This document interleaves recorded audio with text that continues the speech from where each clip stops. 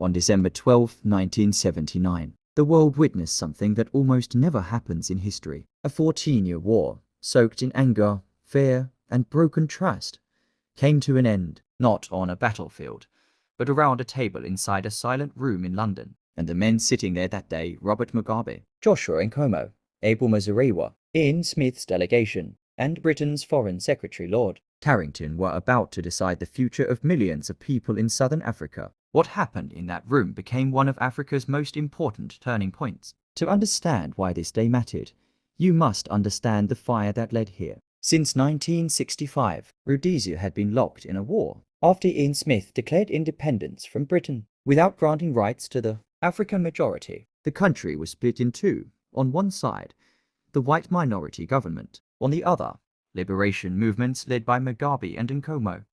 Villages suffered, borders closed, and the region bled. By 1979, the war threatened to spill into neighboring Mozambique and Zambia, dragging southern Africa into a deeper crisis. Something had to break, and it broke in London. The Lancaster House talks were intense. Arguments exploded. Delegates walked out. Entire days passed without progress. Mugabe and Nkomo demanded true majority rule. The Rhodesian side feared losing everything: land, power, safety. And Lord Carrington, caught between Cold War pressure and Britain's colonial legacy, kept pushing both sides back into the negotiation room. Everyone knew one thing: if these talks failed, Rhodesia could collapse into a conflict even worse than before. Yet on December 12th, something changed. After months of pressure, compromise, and exhaustion, all sides finally agreed. The Lancaster House Agreement was signed. Rhodesia would return to temporary British rule. A new constitution guaranteeing majority rule would be written. Free elections would be held,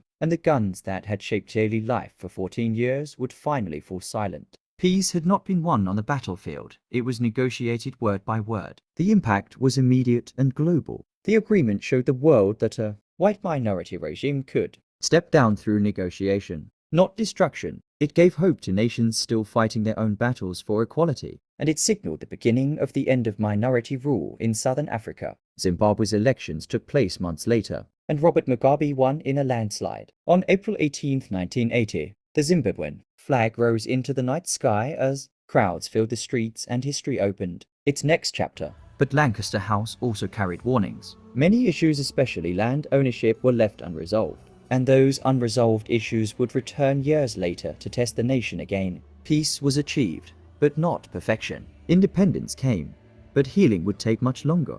So why does this moment matter to our lives today? Because it reminds us that wars may be fought with weapons, but peace is always created with courage. Because it shows that dialogue, when people truly listen, can stop the kind of destruction that could have torn a whole region apart. And because it teaches us that freedom is not a single event. It is a journey, shaped by the choices of leaders and the hopes of ordinary people. December 12, 1979, is not just the end of a war. It is the story of how a nation was born through stubborn negotiation, painful compromise, and the belief that a different future was still possible. And as always, history is not old. History is living inside us. One day, one event, one lesson. Mr. Fidi,